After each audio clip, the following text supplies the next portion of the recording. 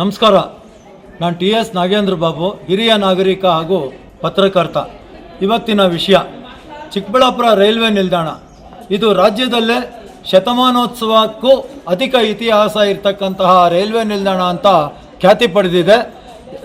ರಾಜ್ಯದಲ್ಲಿ Nalvadi Krishnarajendra Wadiyar, Bharat Ratna sir M ವಿಶ್ವೇಶ್ವರಯ್ಯನವರ ಕಾಲದಲ್ಲಿ ಇಲ್ಲಿ ಈ ರೈಲ್ವೆ ಹಳಿ ಪ್ರಾರಂಭ ಆಯಿತು. ಈ ರೈಲ್ವೆ ನಿಲ್ದಾಣಕ್ಕೆ ಒಂದು ಪ್ರತ್ಯೇಕತೆ ಏನಪ್ಪ ಇದೆ ಅಂದರೆ, ಇದು ರಾಜ್ಯದ ಅತ್ಯಂತ ಹೆಚ್ಚಿನ ಪ್ರವಾಸಿ ತಾಣಗಳನ್ನು ಒಳಗೊಂಡಿರ್ತಕ್ಕಂತಹ ಒಂದು ಊರು ಚಿಕ್ಕಬಳ್ಳಾಪುರ.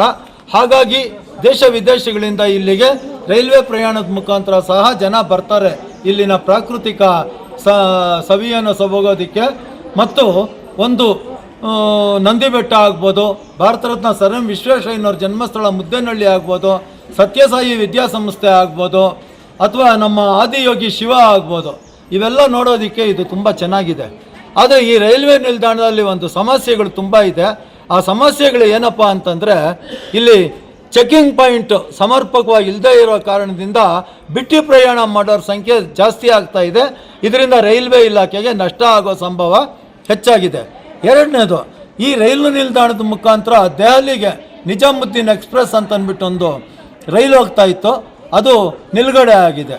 ಮೂರನೇ ವಿಚಾರ, ಇಲ್ಲಿ ಪ್ರಯಾಣಿಕರಿಗೆ ಕನಿಷ್ಠ ಮೂಲಭೂತ ಸೌಲಭ್ಯಗಳಾದಂತಹ ಶೌಚಾಲಯ ವ್ಯವಸ್ಥೆ ಸಮರ್ಪಕವಾಗಿ ಇಲ್ಲ, ಕುಡಿಯೋ ನೀರಿನ ವ್ಯವಸ್ಥೆ ಸಮರ್ಪಕವಾಗಿ ಇಲ್ಲ.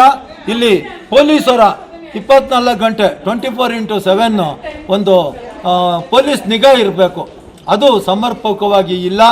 ಹಾಗೂ ಇಲ್ಲಿ ಒಂದು ಪ್ರಯಾಣಿಕರಿಗೆ ಬೇಕಾದಂತಹ ತಿಂಡಿ ತಿನಿಸುಗಳಾಗಲಿ ಮತ್ತೆ ತಗೊಳ್ಳೋದಕ್ಕೆ ಕಿರು ಉಪಹಾರ ಮಂದಿರ ಇಲ್ಲ.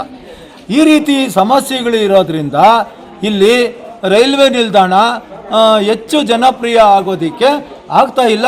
ರೈಲ್ವೆ ಇಲಾಖೆಗೆ ಆದಾಯ ಬರ್ತಾ ಇಲ್ಲ. ಚಿಕ್ಕಬಳ್ಳಾಪುರ ಲೋಕಸಭಾ ಕ್ಷೇತ್ರನ ಪ್ರತಿನಿಧಿಸ್ತಾ ಇರ್ತಕ್ಕಂತಹ ಡಾಕ್ಟರ್ ಕೆ ಸುಧಾಕರ್ ಕೇಂದ್ರ ರೈಲ್ವೆ ಇಲಾಖೆ ಸಚಿವರನ್ನ ಭೇಟಿ ಮಾಡಿಬಿಟ್ಟು, ರಾಜ್ಯ ರೈಲ್ವೆ ಇಲಾಖೆ ಸಚಿವರನ್ನ ಭೇಟಿ ಮಾಡಿಬಿಟ್ಟು ಈ ರೈಲ್ವೆ ನಿಲ್ದಾಣಕ್ಕೆ ಅಗತ್ಯವಾದಂತಹ ಒಂದು ಸೌಲಭ್ಯಗಳನ್ನು ಒದಗಿಸ್ಕೊಡ್ಬೇಕು.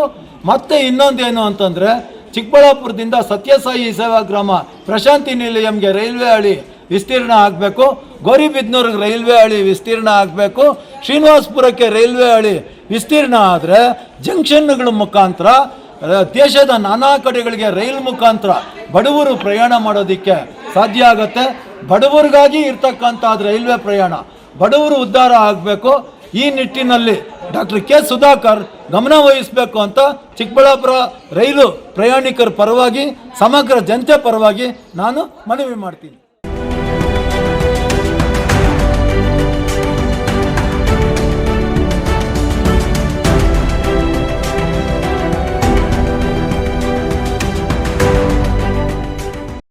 ನನ್ನ ಹೆಸರು HV ಅನಿಲ್ ಕುಮಾರ್ ಅಂತೇಳಿ. ನಾವು ಚಿಕ್ಕಬಳ್ಳಾಪುರದಲ್ಲಿ ವಾಸ ಮಾಡ್ತಾ ಇದ್ದೀವಿ. ಇಲ್ಲಿ ಏನಂದರೆ, ನಾನು ಒಬ್ಬ ರೈಲಲ್ಲಿ ಸದಾ ಪ್ರಯಾಣ ಮಾಡ್ತಕ್ಕಂಥ ಒಬ್ಬ ನಿವೃತ್ತ ನೌಕರ. ನಾನು ಈ ಚಿಕ್ಕಬಳ್ಳಾಪುರದಲ್ಲಿ ಗಮನಿಸಿದ್ದೇನಪ್ಪ ಅಂತಂದರೆ, ಇಲ್ಲಿ ರಾತ್ರಿ ವೇಳೆ ಇಳಿದಾಗ ಲೈಟೇ ಇರೋದಿಲ್ಲ, ತುಂಬ ಸಮಸ್ಯೆ ಆಗ್ತಾಯಿದೆ. ನಮ್ಮ ಹಿರಿಯ ನಾಗರಿಕರಿಗೆ ಹೋಗಬೇಕು ಅಂದರೆ ಸಮಸ್ಯೆ ಆಗುತ್ತೆ. ಮತ್ತು ನಮಗೆ ಶೌಚಾಲಯ ಬಳಸಬೇಕು ಅಂದರೆ ಎಲ್ಲ ಬೀಗ ಹಾಕಿರ್ತಾರೆ, ಅದು ಎಲ್ಲಿದೆ ಶೌಚಾಲಯ ನಮಗಂತೂ ಗೊತ್ತಾಗ್ತಾ ಇಲ್ಲ. ಹಾಗಾಗಿ ಮತ್ತೆ ರೆಸ್ಟ್ ರೂಮ್ ಇಲ್ಲ, ಬೋರ್ಡ್ ಹಾಕಿದ್ದಾರೆ ರೆಸ್ಟ್ ರೂಮ್ ಅಂತೇಳಿ, ಆದರೆ ರೆಸ್ಟ್ ರೂಮ್ ಬೀಗ ಹಾಕಿದ್ದಾರೆ, ತೆಗೆಯೋದಿಲ್ಲ. ಮತ್ತು ಇನ್ನೇನಂದರೆ, ಇಲ್ಲಿ ಪುಟ್ಪರ್ತಿಗೆ ಹೋಗೋದು ಟ್ರೈನ್ ಹಾಕೋದ್ರಿಂದ ಒಳ್ಳೆಯದು. ಹಾಗೆ ನಮ್ಮ ತಿರುಪತಿಗೆ ನಾವು ಭಾಳ ಇಷ್ಟಪಟ್ಟಿದ್ದೀವಿ. ಅದು ಒಂದು ತಿರುಪತಿಗೆ ಒಂದು ಟ್ರೈನ್ ಹಾಕಿಬಿಟ್ರೆ ನಮಗೆ ಹಿರಿಯ ನಾಗರಿಕರು ಒಂದು ದರ್ಶನವನ್ನು ಮಾಡ್ಕೊಂಬರೋಕ್ಕೆ ಅನುಕೂಲ ಆಗುತ್ತೆ. ಈ ಒಂದು ಸೌಲಭ್ಯಗಳು ನಮಗೆ ಅತ್ಯಗತ್ಯವಾಗಿ ಬೇಕಾಗಿದೆ.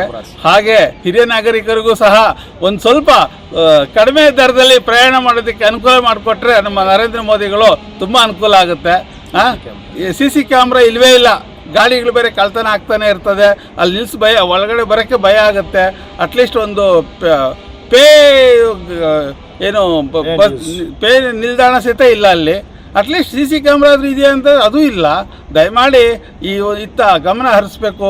MP ಸುಧಾಕರ್ ಸರ್ ಆಗ್ಬೋದು, ಇದಕ್ಕೆ ಸಂಬಂಧಪಟ್ಟ ಅಧಿಕಾರಿಗಳಾಗ್ಬೋದು, ದಯವಿಟ್ಟು ಸಹಕಾರ ಮಾಡಿ ನಮ್ಗೆ ಅನುಕೂಲ ಮಾಡಿಕೊಡ್ಬೇಕು ಅಂತೇಳಿ ತಮ್ಮಲ್ಲಿ ಮನವಿ.